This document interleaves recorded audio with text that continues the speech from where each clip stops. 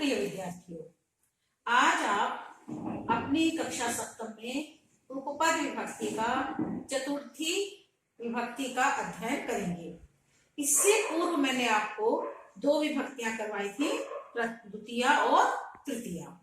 वह आपको अच्छी तरह से समझ में आ गई होंगी और आपने उसका दिया हुआ कार्य भी कर लिया होगा। आज है चतुर्थी विभक्ति। नमः, स्वस्ति, स्वाहा, अलम के योग में तथा दा मतलब भी देना, यक्ष मतलब भी देना, ये धातु है। क्रोध क्रोध करना, ये भी धातु है। इनके योग में वाक्य में आए रेखांकित पद में चतुर्थी विभक्ति होती है।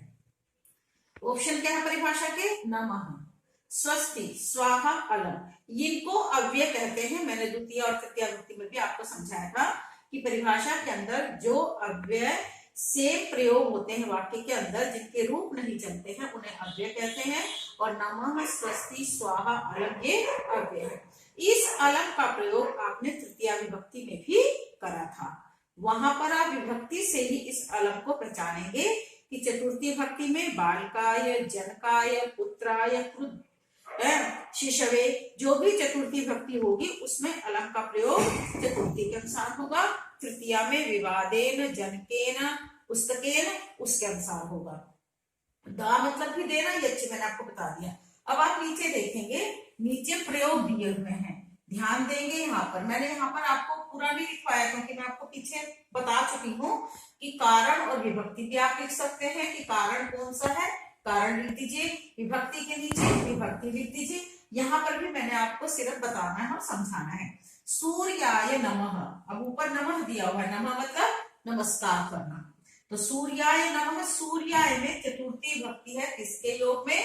नमः के योग में। ये आपको हमेशा या तो ऐसे लिखना है, इसको जो भी पद आपको दिया जाएगा, क्योंकि आपके सिलेबस में सातों विभक्तियां आपके लेसन के अंदर दी हुई हैं, तो उसमें से जो थोड़ी थोड़ी हम आपको पढ़ा रहे हैं उसमें आपने जब उसको आप पेपर में लिखेंगे तो ऐसे ही करके लिखना है। या तो आप ऐसे लिखेंगे सूर्याय में चतुर्थी विभक्ति है नमः के योग में, या लिखेंगे एक तरफ कारण, नमः कारण है, विभक्ति सूर्याय में चतुर्थी है, जैसे मैंने आपको द्वितीय और तृतीय में समझाया था। बालकाय स्वस्ति, स्वस्ति का मतलब होता है कल्याण करना। जरूरी नहीं है कि मैं बार बार आपको कहती कि जो सेंटेंस यहाँ पर दिए गए वही आएंगे एग्जाम में। इन सबके साथ कोई भी धातु वो शब्द रूप प्रयोग हो सकता है। युष्मत, अस्मत, बालक का, पिता का, माता का, राम का, कोई भी रूप प्रयोग हो सकता है। रूपों में ये नहीं है कि जो यहाँ दिया गया आप उनको याद कर लीजिए। आपने सिर्फ ये परिभाषा के ऑप्शन याद करने हैं कि नमः, स्वस्ति, स्वाहा, अलम ये चतुर्थी विभक्ति में लगते हैं।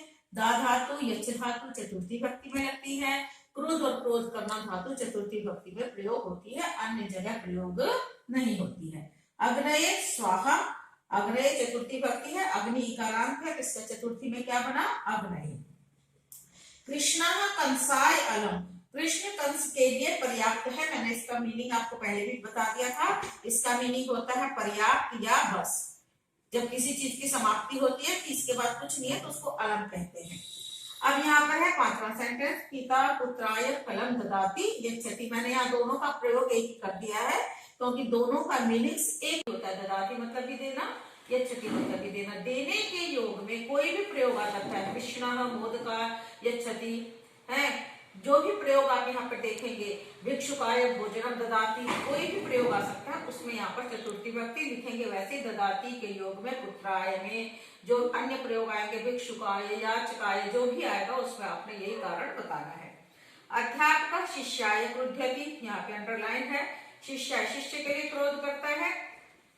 ठीक है, इन सभी वाक्यों में रेखांकित पद में परिभाषा में दिए गए पदों के कारण चतुर्थी विभक्ति है। आपके सिलेबस के अंदर इतने ही थे लेसन के अंदर, वो मैंने आपको यहाँ करवा दी। ये हो गई आपकी चतुर्थी विभक्ति। इस चतुर्थी विभक्ति को आपने कॉपी में करना है और मैंने पूर्व में आपको काम दिया था कि जो लेसन के अंदर फिल इन द ब्लैंक्स में वर्क दिया हुआ है वो आप अपने बुक में पूरा करेंगे। ये तो होगी आपकी चतुर्थी विभक्ति। अब है आपकी पंचमी विभक्ति। पंचमी विभक्ति, चतुर्थी विभक्ति, द्वितीया, तृतीया, चतुर्थी। और इससे पूर्व प्रथमा विभक्ति, यानी जो प्रथमा करता है वो इन सातों विभक्तियों का कार्य करता है।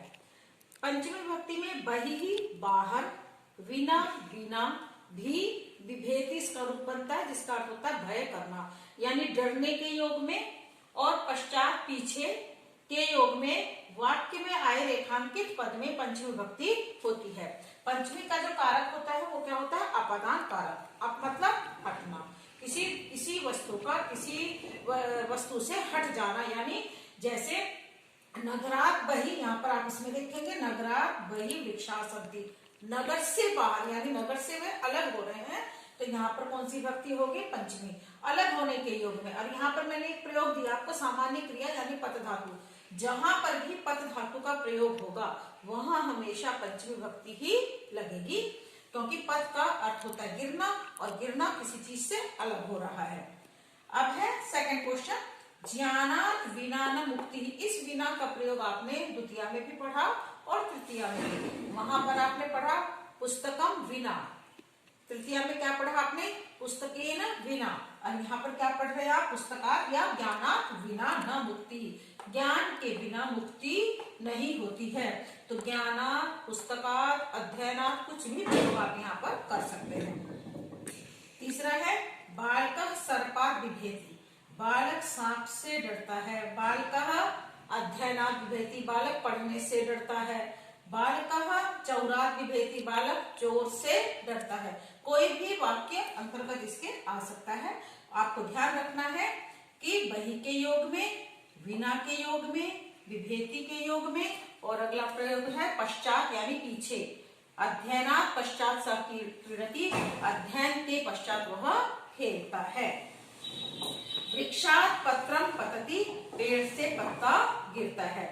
एक वचन, द्विवचन, बहुवचन का कोई भी प्रयोग आ सकता है। आपने सिर्फ ऑप्शन याद रखने हैं, बही के योग में, बिना के योग में, भी विभेति नीचे दे दिया है, और पश्चात पीछे के योग में हमेशा पंचमी विभक्ति